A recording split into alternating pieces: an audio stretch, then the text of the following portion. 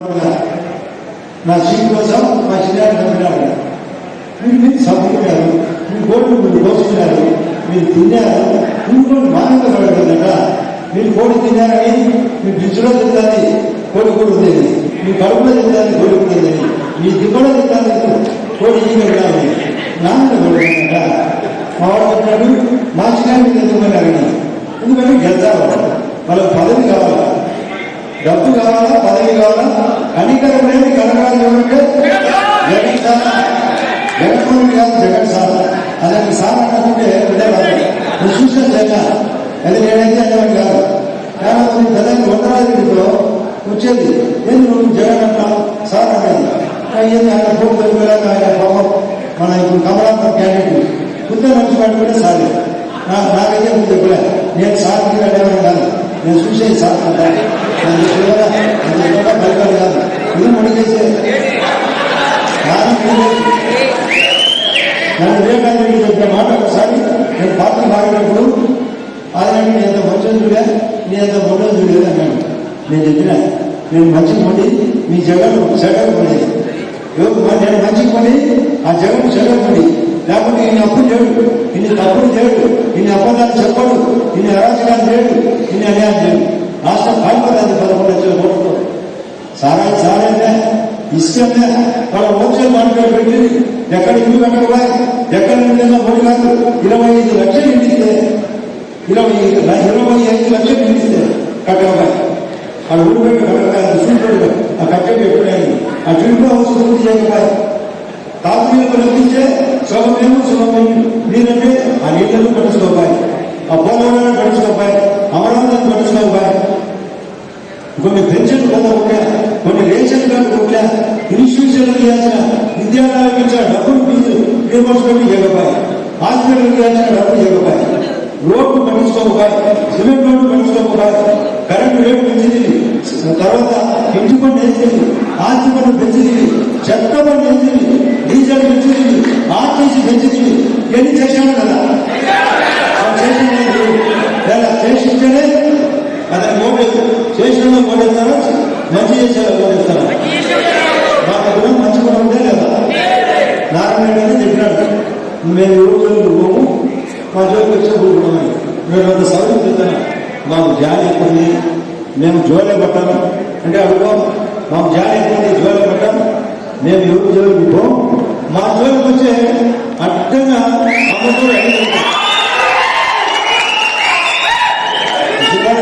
అమ్మదోడు అడ్డంగా అనేది ఉన్నాయి. మేము జరిగేది చూపించాము కదా, మళ్ళీ చూపించాలంటే మనం చూపించాం. ఏంటి ఎక్కడికి పోతుంది? మంచి చేయమని శ్రీకృష్ణుడు చెప్పినాడు.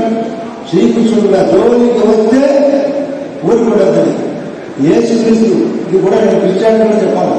క్రిస్టియానిటీ ఆయన ప్రేమ కోసం చచ్చిపోయినాడు, ఆ తర్వాత 3వ రోజు మళ్ళీ బతికినాడు. ఆయన ప్రేమను బతికించాడు, ఆయన శరీరాన్ని బతికించాడు. అటువంటి క్రిస్టియానిటీ నాకు అపారంగా ప్రేమ క్రిస్టియానిటీ.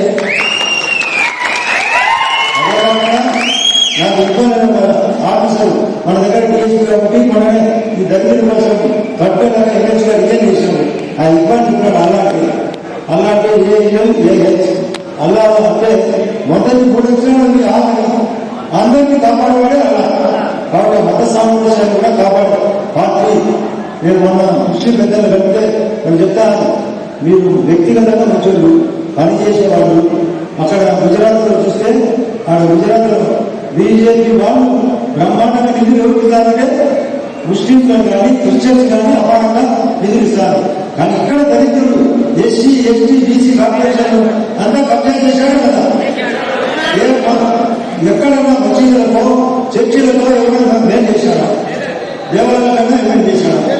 అంతా సరే హోల్సేల్ వ్యాపారం. ఆ పద్మనాభ స్వామికి ఒక నెల ఉంటే ఈ పద్మనాభ స్వామికి ఈ జగన్నాథ స్వామికి ఎన్ని నిలవలు ఉన్నాయో ఎన్ని అకౌంట్లు ఉన్నాయో ఎవరు తెలుసంటే ఒకరికి మాత్రం తెలుసు. అంత భారతీయులు తెలుసు. ఆ భారతీయ రాజ్యాంగం పడుతుంది కదా. ఇది గురించి పేరుపడుతుందా? ఇప్పుడు ఆయన పుల్లలు ఆమె దిగుతాను కదా భారతీయ దిగుతాను దిగినాడు కదా చేయలేము. నాకు వచ్చినప్పుడు 7-10 ఆ పుల్లలకి స్టార్ట్ అయ్యాడు. స్టేట్మెంట్ సునీత స్టేట్మెంట్ అయితే అన్ని చెప్తాను ఇవ్వకుండా అన్న పొద్దు నేను చెల్లెలంటుంది చెల్లెలు కాదులేమో నా కూతురు అన్నా నన్ను ఈ ముందు శర్మిల శాస్త్రిగా ప్రకటించాను. ఆ పొద్దులో వైఎస్ శర్మిల ప్రచారం చేయాలా ఆ పొద్దు వైఎస్ శర్మిల ఈ పొద్దు అన్న పేరు శర్మిల శాస్త్రి. ఆ రోజేమో సునీత పేరు వైఎస్ సునీత. ఈ పొద్దు అక్కడ లెవెన్ సునీత.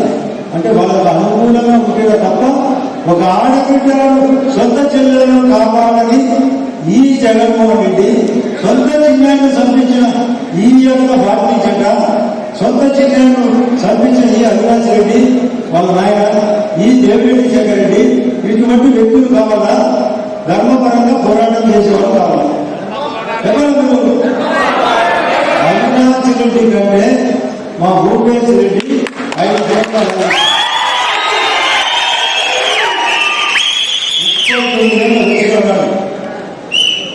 కంప్యూటర్ తెలుసు, ఇంగ్లీష్ నాలెడ్జ్ తెలుసు, జెడ్పీటీసీ మెంబర్గా పనిచేశాడు.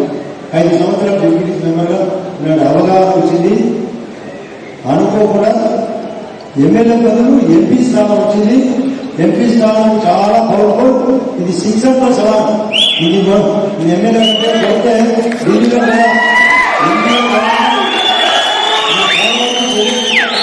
నేను విశ్వ ప్రయత్నం చేశాను. నాకు మా వాడిని వదిలిపెట్టి నేను ఎందుకు ఇవ్వాలని అది సబ్జెక్టుని బట్టి మా పైన సీనియర్ల యొక్క నిర్ణయాన్ని బట్టి మా సీట్లు మార్చాను. నేను ఇంతకుముందు చెప్పినా సీట్లు చెప్పినా. ఇప్పుడు మా యొక్క రాజకీయ అవగాహన భాగంగా ఎన్నికలుగా నేను పోటీ చేస్తున్నాను. చాలా విషయాలు ఇప్పుడే వెనుకోవడం అక్కడ గమనిస్తే మనం గుర్తుకుంటారు బాబా. వాళ్ళకి ఎంత డబ్బు కనీసం కరెంటు పట్టించుకోరు, రోడ్డు పట్టించుకోరు, హాస్పిటల్ పట్టించుకోరు, దొంగతనాలు ఎక్కువైనా ఇక్కడ చూస్తామని చిల్లికి పట్టించుకోలేదు. ఆ గడ్డికోట పైన ఆ పోర్టు పట్టించుకోరు. ఆ తర్వాత ఇక్కడ ఏసీసీ నాశనం చేసి పెట్టాడు. అంటే రాజ్యాంగం స్థాపిస్తాను, రాజ్యాంగం పూసేలేదు. మళ్ళీ వాళ్ళకు ఇక్కడ కొందరు చదవడం వాళ్ళు కనీసం రీస్టార్ట్ చేయకుండా ఆపరాడు. ఎట్లా ఇది సంసారం పద్ధతి కదా. కాబట్టి నేను అందరికీ కూర్చుని చెప్తున్నా, నేను అవగాహన పెరిగింది, నాకు పూర్తిగా అనుభవం పెరిగింది, అవగాహన పెరిగింది. పైన మోడీ గారు ఉన్నారు, కింద చంద్రబాబు గారు ఉన్నారు. పైన మోడీ గారు, కింద చంద్రబాబు గారు ఉన్నారు. పనులు చేసేవాళ్ళు. ఆయన 3 సార్లు ముఖ్యమంత్రి ఉన్నాడు చంద్రబాబు నాయుడు గారు. 4 సార్లు ముఖ్యమంత్రిగా ఉన్నాడు మోడీ గారు. 3వ సారి ప్రధానమంత్రి అయ్యేదానికి నేను ఛాలెంజ్ చేసి బతికమ్మని చెప్తున్నా.